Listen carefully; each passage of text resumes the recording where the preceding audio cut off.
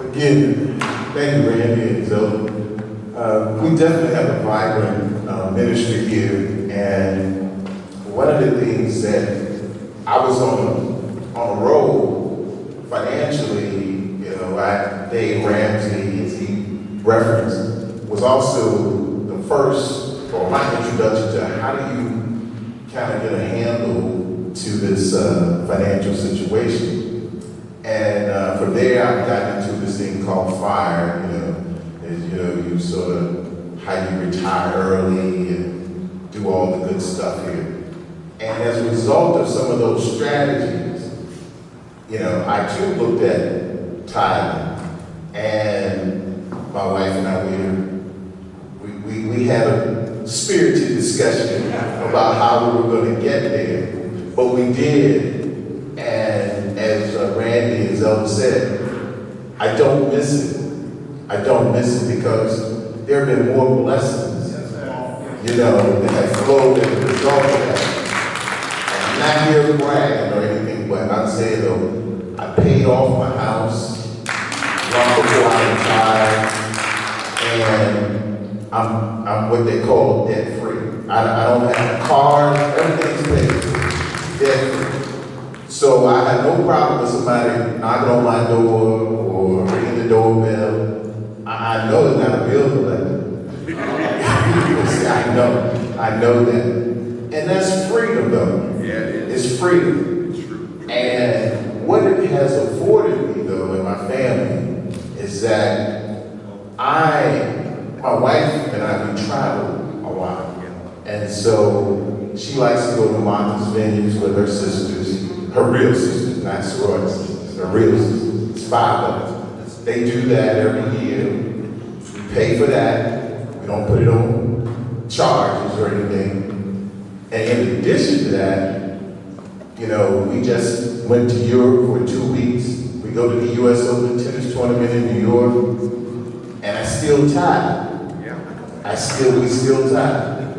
So we had 2 kids, and when it was time for them to go to college, with me being in this business of student financial aid, I've been a financial aid director. I've worked in the senior administration of the state here in higher education. As Randy said, I just retired from the U.S. Department of Education, and that area was the area for the student loan forgiveness. So that's the area I just retired out of. And so I'm very familiar with sending kids to college and listening to all the challenges that parents and students talk about as it relates to attending colleges and universities. First of all, as parents, I know you're proud of your little boy and your little girl as you see them graduating, crying, everybody's having a good time. And so when the decision for them to attend college or university comes, all the logic, as Randy talked about, all our intelligence, and everything goes out the window because this young boy, this young girl wants to attend fill in the blank. And you all know that my baby is smart. She got into fill in the blank. And we so proud of her or him, whatever it may be. So do you have $125,000? Hey, what do you mean 100? Divided by 4 or 5. Because maybe some of them, they take them 5 years to complete. Okay? So if you can't write a check for $125,000, that's just average. Because you talk about some of the northeastern schools, and even here at the University of Richmond, you don't have to believe me, you can Google it on your phones, $75,000 a year. Year one. I remember when I used to work in corporate America too. I worked with Sally Mae. Some people say that was the devil, but some of y'all are worshiping the devil because y'all got a Sally Mae wrong. Okay, let me talk about it. Okay, I know, I'm on the toes, I know.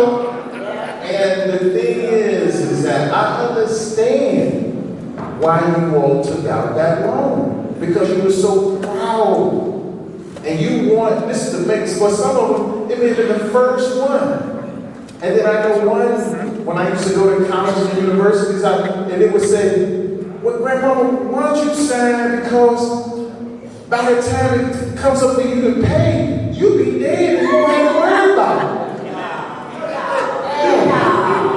So what I'm saying is, and you know that's your baby, so you know there's nothing you all won't do for your babies. But 1 in 5 of you right now, 1 in 5, if I did a count off, 1 in 5 of you are heavy in student loan debt. Either it's your debt, or your husband's, or your children's debt, because you did a parent loan. Okay? And you know she said, or he said, oh, I'll pay it back when I graduate. And they graduate, they get, well, Mama, I can't pay you because I got to take care of my family. Okay? All right, y'all. And so now, coming back to tithing, now you have a challenge about tithing because you're paying a $600 or $700 student loan back. Okay? So when the pastor talks about tithing, I ain't got no money to be tithing, you know? So what I'm saying is that we have to be smart. We have to be smart. And what I'm going to share with you today are some strategies to be smart. Okay?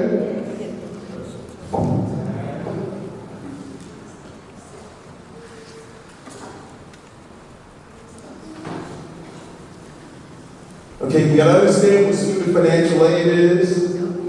And it's not that the government is gonna pay for you to go to college. It's a joint situation.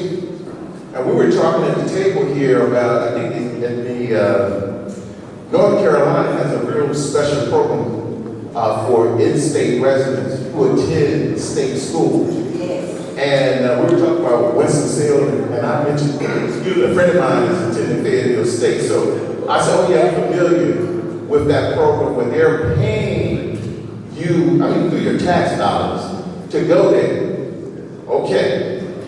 If the state is paying for you to get a degree, why would you decide, well, we went to Grambling State, so that's my alma mater, so you going to Grambling State. That's out of state. You're going to pay 4 times as much where you can get your degree for virtually free being a North Carolina resident. Yes, sir. So come on, logic. Logic. Unless you have that $125,000 check. So you send your kid down to Grambling because we've been going to Grambling for 4 generations. Okay? But can you afford to send them to Grambling now? You see? So those are the kinds of decisions that we make that are not logical. Why do we sit there and say, and then after we send them to Grambling, and then when it's time to pay the loan, we get mad at the servicing company. Oh, I don't know why they keep hassling me about paying this loan. You're the one that decided to go there. That was your decision. And then you get mad. And then you tell your preacher, when the preacher's talking about tithing, I ain't got no money for tithing. I don't know if he keep bringing that up or she keep bringing that up. I don't know. Tithing. I ain't no money. I'm paying for the student loan back. Logic. Making good decisions. What types of financial aid? Student loans, that's the number one. And as Randy said, that's the devil, so be careful. I'm not saying don't do it at all, but make that your last resort. Okay? You have things such as work study, Pell Grants, and of course scholarships. So those are the types. And those sources can come from the federal government, state government, organizations. They also can help you with that to pay for it going to college. The free application, everybody I'll give you maybe 150,000 or 40,000. Everybody needs to fill out that free application. Everybody. What did I just say? Everybody. I know some good English teachers in here, so I gotta be careful, but everybody, okay? Okay? Now, health events, I'll share a few of those, and then we'll have some questions and answers. Scholarships, as I said, that's at the top. That should be your top priority. For and these are my terms. If you use your little Buffy and Jody, they're so sweet and all of that, then give them some responsibility. Okay? So if they want to go to Grambling and you live here in Virginia, okay, but baby, we're going to see about some scholarships in it. Okay? If that's where you want to go, then we're going to see about putting together some scholarships. We're going to see if the fraternities, sororities, if you work at a union or your company, we're gonna look at all avenues for scholarships if that's the way you want to go. Grants are always essential to the baseline. And some grants can be what colleges call it tuition reduction. That means they'll reduce the tuition for you to come to that college.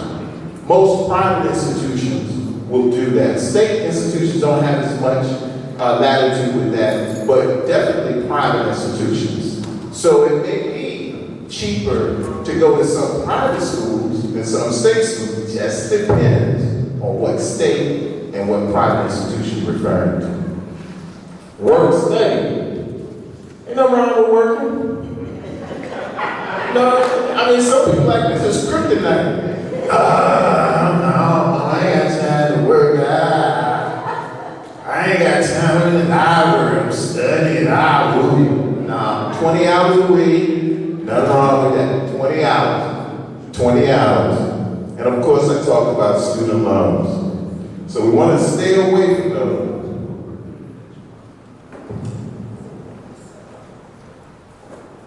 Most of the financial aid is distributed by the federal government through student loans, and of course, I'm sure you all have heard of Pell Grants.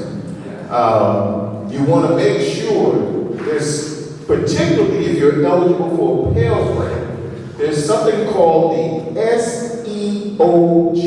That's a Supplemental Educational Opportunity Grant, and that's a supplement to Pell. Basically, that means that they will help you if your family situation is pretty strained from a financial standpoint, then you can supplement the Pell with an SEOG. A lot of people don't even know to ask.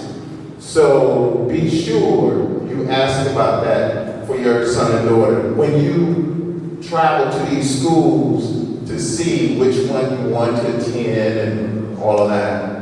One thing about attending these schools, I encourage families to do that, but don't do it on a weekend when it's football or a basketball game. Go during the week because you have a better feel of the institution. And I encourage you, because I have a little organization now, and I set up appointments where the family would go in and talk with a financial aid person, someone from admissions, as well as someone in the academic area. So you want to have those kinds of conversations as well as someone in the housing area to make sure you get a good feel for the institution. And don't go to an exam time, okay? Because they aren't going to, and don't go in the beginning of the school year. They don't have a whole lot of time for you, but in that middle, particularly spring break when it's on a campus, that's a decent time to go. But you want to also kind of go when there are other students there so you can get a feel for the campus. See, this is wonderful. This is graduation. Oh, yeah, graduation. Yes. The average student has $25,000 walking out of college. Undergraduate. That's if they lucky. Okay, someone to go to a private institution, it can be anywhere from $75,000. So $75,000. So how much you gonna make in your first job in that drama degree?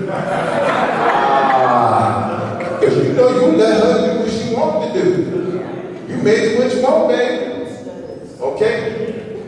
All right. $75,000 is student loan, and she making $30,000. She lucky at Starbucks, and then you got to send a check to help her with her rent. Had they attended another type of institution, that wouldn't have been the situation. So you have to be logical about making these financial decisions. Why y'all letting a 17, 18-year-old with no financial experience make a $100,000 decision? That's what y'all doing. That's what you're doing. Because you love that baby. That's my baby. That's my baby. I say, look, and I'm telling you all this, and I be right, but my son got into Columbia up in New York. Our family had this first one that got accepted in an Ivy League school, and they all, my in-laws, just, my brother and my family, they had parties and everything. You thought he was the president or something. So, at that time, it was about $35,000. And then while we were going through this process, they sent a board of visitors that just had an increase, and so now it's almost 40. I said, man, God damn, this is going up. I said, this ain't happening. Oh, have any of y'all seen, I'm gonna date myself, but did any of y'all see The Exorcist, that movie? And you see the person's head turn around? When they were telling me that, I'm out on money, my head's turned around 3 times. Because I ain't doing that. And so now, I'm the enemy. My family's coming to me. That boy got into Columbia. All the family, even my brother, we tight. And he, man, come on, man. He got into Columbia, bro. I said, nah, bro, we ain't doing that. We're not doing it. I'm listening to parents whose kids went to those kinds of Cornell, Dartmouth, and all that, on the phone crying that they can't afford their basic living because they're paying back that student loan. So what I'm saying to you is this, is that you can make this work, but it ain't gotta be there. He ended up going to Morehouse College, because they had some up there in Columbia called Martin Luther King Scholar. I said, no, he going to the college where Martin Luther King went. Okay? And he went on a full ride tuition, room and board, and a book stipend. And I'm gonna tell y'all this quick story. When we went there for orientation, and they had Morehouse, they had these ice sculptures, parents, everybody's gathered around and they get ready to do the parting ceremony and all that good stuff. And I was eating all the shrimp. I'm dipping and eating. My wife said, see, you don't have to act like that. I said, yeah, I do, cuz I ain't paying. And I know, man, I never get this guy came up to me. He said, what, your son on a scholarship? I said, yeah. He said, football? I said, He said, music? He said, what? I said, academic. He said, oh, okay. He said, so how much that? I said, tuition, room and board, and a book stipend. He said, what? And I said, it's inflation free. So I don't care what the tuition go up to, I'm good. I don't care what the room and board go up to, I'm good. Book stipend? Books right now, $1,000. Back then, they were about $500. Didn't matter to me. I did me some more scripts. You see what I'm saying? Because it's free. And so that's what I'm saying is that, he and I had a spirited discussion too about him going to Morehouse initially. But once he, kind of saw this, and when he went to law school, free, he sat down with me after law school and said, Dad, I ain't really like you when I was in Morehouse. I said, what about you liking you? It was about me being a parent. You see what I'm saying? That's what it's about. That's what it's about. And we have to make sure that we do those things that are important for our young folk. Yeah, he was able to, he bought a place up in Harlem now. He go traveling, skiing and stuff. And I said, excuse my French y'all. I said, Nico, please. What you doing? Yeah, I can go ahead, man. I ain't got no student loans. I ain't got no. Okay. All right. And the same with our daughter. Now, she just happened to go to Spelman. We didn't plan it that way. But she went to Spelman, and she got a scholarship to go there. And we put together, we had to do a patchwork for her to go to Spelman, because Spelman only gave her a lot of money. So we had to do a patchwork to make scholarships and things work for her to go to Spelman. But for her too, we virtually went free. I'm getting those shrimps there too. I'm getting it. So I'm happy. Well, people talk, man, this is the call. I don't have no conversation. Because I'm good. And that's the way we have to approach this. We have to approach it that way. College is doable. It is doable. But you got to do the work.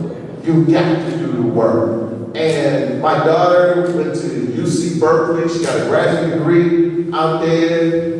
And, out there too, they had a little reception. She's out there free. Everything's good. She was a Fulbright scholar. She did all of that. And they both of my kids, they were in the great fraternity called Phi Beta Kappa. For those of you who don't know, look it up. In the phone, that's that intelligent phone. Look it up. They both graduated Phi Beta Kappa at Spelman and Morehouse.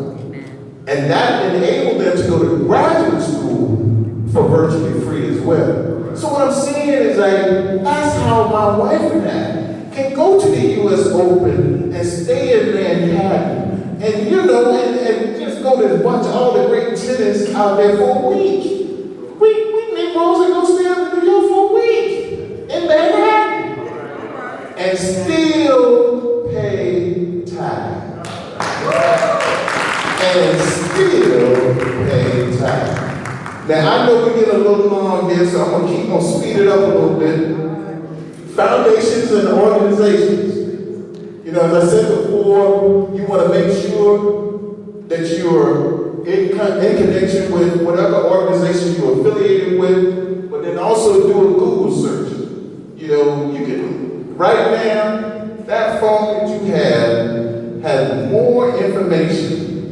We use it to do all kind of other stuff, but I'm talking about some real stuff here. Looking up, like I say, sororities, fraternity, the AME Church, there are scholarships, the lay organizations offer scholarships. So if you're part of these organizations, which you all are, then you can take advantage of it. National Association of Black Engineers, that's another group that provides scholarship. Of course, labor unions.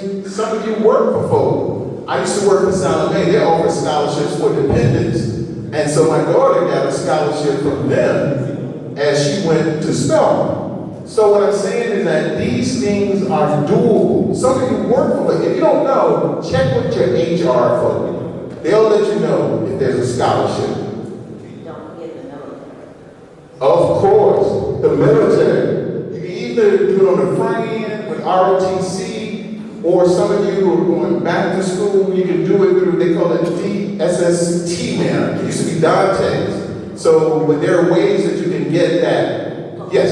Post 9/11, and each state has its own money for you to go to school. In North Carolina, they give 100 scholarships away every year, and people don't apply for it. See that? Y'all leaving money on the table. Y'all leaving money, and then y'all complain about your taxes being high and you can't tax. You see what I'm saying? You got to be smart in these things. There are a lot of options and opportunities. Now the FAFSA comes out every year, and you have to apply every year. Got to do it every year. Now they had a snafu, and I'm glad I didn't work on that department because they caught Yeah, they got in trouble. They got in trouble government-wise. But they slowed that process down. Now, accordingly, they fixed that, and so now the FAFSA should be coming out in about another 2 months. It should be coming out, the new one. If you have any questions, check with your high school counselor about when the FAFSA should come out. And you should have a real good relationship with your high school counselor. You really should. And you should start that in your student's sophomore year. Sophomore year. That's when you should start. Because that person can help you with all the testing that needs to take place, whether it's the PSAT, SAT, or ACT. I know all these acronyms. Y'all say, oh my gosh, this guy's flooding us out here. But those tests are important. Some schools make them optional, but it's better to take those tests if you can. And then also, a strong high school curriculum is important. Some of you are saying, yeah, your son and daughter are going through school and they're doing all right, making A's and B's, fine, but they're not being challenged. So they need to be the most rigorous academic preparation that they can get. And that's taking not just honors, but AP or IB. That's what they need. And take the test. And another good one, I'm like, what's your name? What's your name? Come here. I know she said, I should have said. I went to South Africa, and I said, the person that's the most creative I was going to get at to, so you can have that. Yeah. See, you go to Johannesburg, or you go down to Cape Town. You're too young to go to Cape Town. Don't go there. But go to Johannesburg or Durban. You will enjoy South Africa. Yeah. But, like I said, you got to do that fast. And like I said, there are a lot of opportunities, with the military and others to get those resources.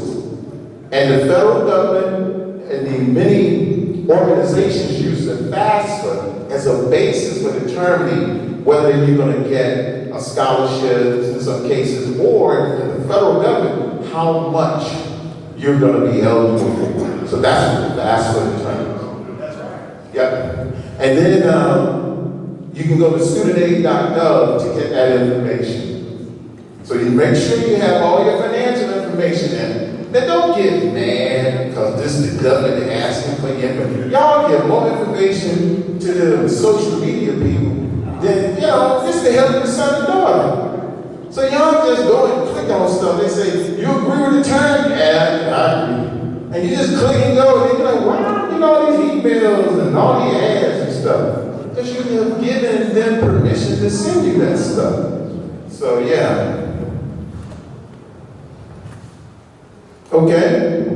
The FAFSA is completed electronically. Back in the old days, when I had to do that, it was all paper. And you had to get the paper, you had to get the stamps, you had to send it off and all that. But now it's all electronic. It's all electronic, which is a lot more efficient. And you get what's called, they don't call it student aid report anymore. They call it an ISAR. So that's the electronic student aid reporting, essentially. And so, but it's coming from FAFSA. So that means the government has analyzed your data. They send it to the school to say, okay, this is how much that person can receive. Or they'll send it to an organization that you deem them to send it to. Then once that's done, you can go back to the school, because they'll send you something called an award letter.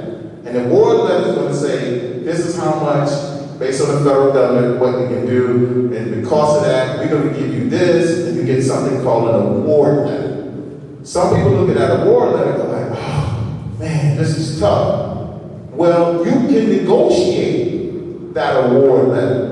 So don't just get the letter and go, well, that's what the people said. You can negotiate. You can call the college and say, Yeah, your son and daughter got to be good, man. But you can say, hey, I look at your data, and my son and daughter are in the top 5% of the students in your class, so you can do better with this.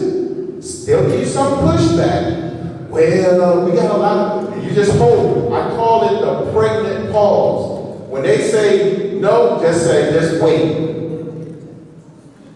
It's okay, we'll give you some. So that's what you got to do. That's strategic. That's strategic. Start early. Work with your counselor early. Contact local groups. Your religious organizations like the AME Church, lay organization in particular. Conduct an internet search. Talk with parents and others about student assistance with employers. Because my daughter, when she went to school, she got, at that time, the Times Dispatch. She worked one summer. They had a summer program for students interested in journalism. They gave her $5,000 in a scholarship to go to school. So what I'm saying is that there are a lot of options to make this work. And to hear the deadlines, y'all, you can't be late. You can't be late. You can't be late. The first stack of folks that are rejected are the ones that are late. You know what the second stack is? Misspelled words, misinformation. That's the next stack of rejections. So you done already eliminated yourself if you don't adhere to certain kinds of things. And if it asks for an essay, come on, y'all. Give a good essay. You can't say that, they shouldn't ask for it, or they just, what they do. And they ask for an essay. I suggest work with your counselor or teacher, to get a good essay and then modify that essay based on what you're applying for. But get a nice, tight essay. Now, I'm not telling anybody to use artificial intelligence on these essays, but that might be a tool. I'm just saying. Now you gotta be honest if it asks you, did you do, artificial intelligence? Because I've seen essays, I've been on these committees, and I've seen essays, particularly of late, and they're a little too tight. I'm like, these are all SAT words in the first paragraph. And I'm like, And so then I would look at their high school curriculum, and I say, they didn't even take honors in English, and they write like this. Just makes you want to, I don't know. And the most important thing is, don't pay for services unless it's somebody like me. But don't pay for scholarship services. There are a lot of services out there. Want you to, they say, we guarantee, nobody can guarantee you anything because it's based on eligibility. So I may be able to do something that you may not be, or vice versa. So, okay, I'm just about done here. Okay, so the landscape out there, it is a challenge. I'm not going to stand here and say it's not, but it's doable. It's doable. And you've got to be willing to put some sweat equity into it. If you're willing to do that, it's possible. Just like I say, I love Norfolk State University, but I remember I went up there and they had these young people that were from Maryland, and they couldn't afford the out-of-state tuition to attend Norfolk State, but they were in the band. So the mom came up to me and said, well, so what am I going to do? I said, ma'am, I shouldn't probably be telling you this, but if your son got in Norfolk State, that's good. I said, do you have his award letter? She said, oh yeah, I got a raise. She pulled out, it's nice.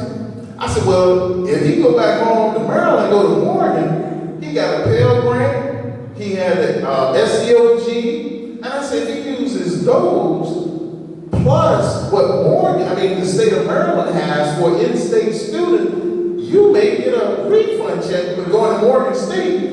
Norfolk State, you can't even afford the first semester. And she thought I was like, how dare you say that? You know, I mean, man, I ain't trying to embarrass you or make disparaging remarks, but you have a challenge of making the first semester. So what I'm saying, be smart. Be smart. This works. It works. So any questions that I have up here, some online scholarships that you can, reference, even if you don't need them right now. At some point, you probably need nephews, cousins that will need this scholarship search. Now, one scholarship search, one scholarship I just want to mention is called a Ron Brown Scholarship. And that scholarship is an excellent scholarship. Excellent scholarship. They provide scholarships for students to attend any college in the United States. Any college. And they provide a very hefty amount for that student to attend college for 4 years.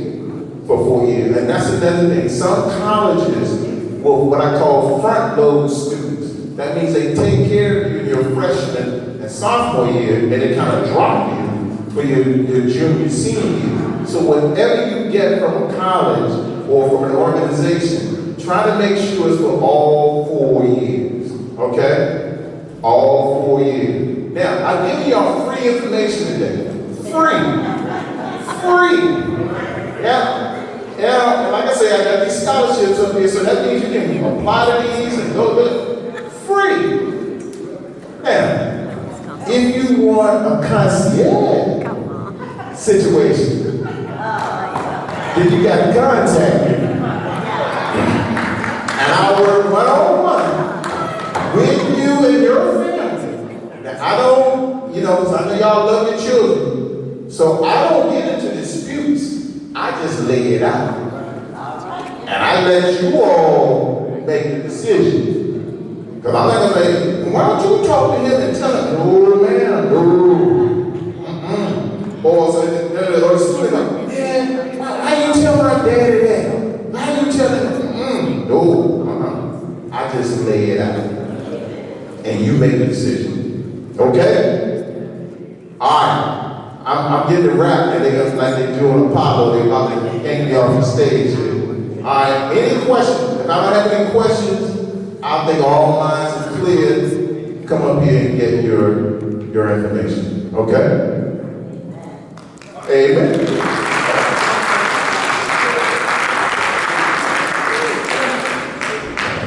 Thank you so much, Brother Barden. Man, this was a wealth of information that you deposited on today. Amen. Amen.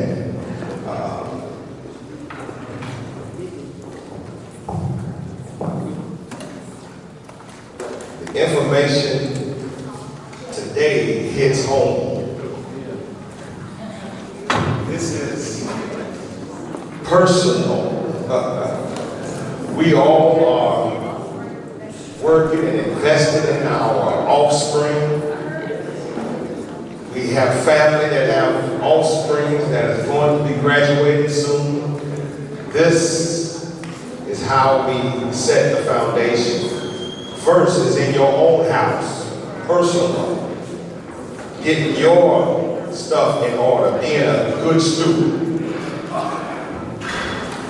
And I like what Judge Johnson and Sister Johnson presented to us. And one of the things that they did as personal financing was seek professional advice. Being a product of a single parent, a disabled parent, graduating high school and working at Drexel Heritage was the destination for me. College was nowhere in my background or my future because the resources and the information was not there. military was my saving grace. Went in, enlisted, but within that 5-year period, some things were exposed to me, and all I had to do was do the work, apply, and I got accepted. And this is one of the things when I submitted that application to become a naval officer. They looked at my package amongst all of the other candidates that submitted that was submitted for this particular program. And they told me that my package didn't look like the other packages. And I should not submit it. But I went in prayer. God said, I got this. And I submitted it in spite of what they told me. And at that command, only 2 of us out of 20 got accepted. And that board that said that my package didn't even fit the criteria, my package was chosen. They all were surprised. I was surprised because they told me that it wasn't good. And as a result of that, I got a free ride to any college, university in the United States of America. Free, debt-free, Hampton University. Graduated, got commissioned as an O1E, making big dollars. Because it was more than an E5 made back then in the 90s. And as a result of being in the officer wardroom, I heard other conversations. Being African American, I was the only one in that room. They were talking information that I never heard. They said, I never take promotions. When I receive the next rank, that money goes into a savings. And I continue to live off of another rank, a lower rank. And I said, all my bills are paid. I'm single, all my bills are paid. I can live off of O1E for the rest of my life. So as I continued to get promotions, receive promotions while I was single, I lived off of O1E. And all those other promotions and bonuses went into savings and investments. And I'm like, wow. But when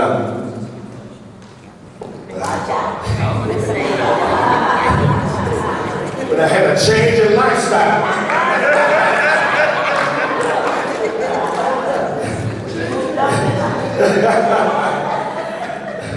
I had to give myself a promotion to spend a little more money. And so I moved up and started spending a little more money, but also always lived beyond, not beyond, but I lived below what I was receiving. And so if you use that philosophy, it will pay dividends. And my goal for this district conference and all the other district conferences that the bishop will allow me to be in charge of is to always have college support, personal finance. Because if we deal with what goes on at home, then the local church will prosper.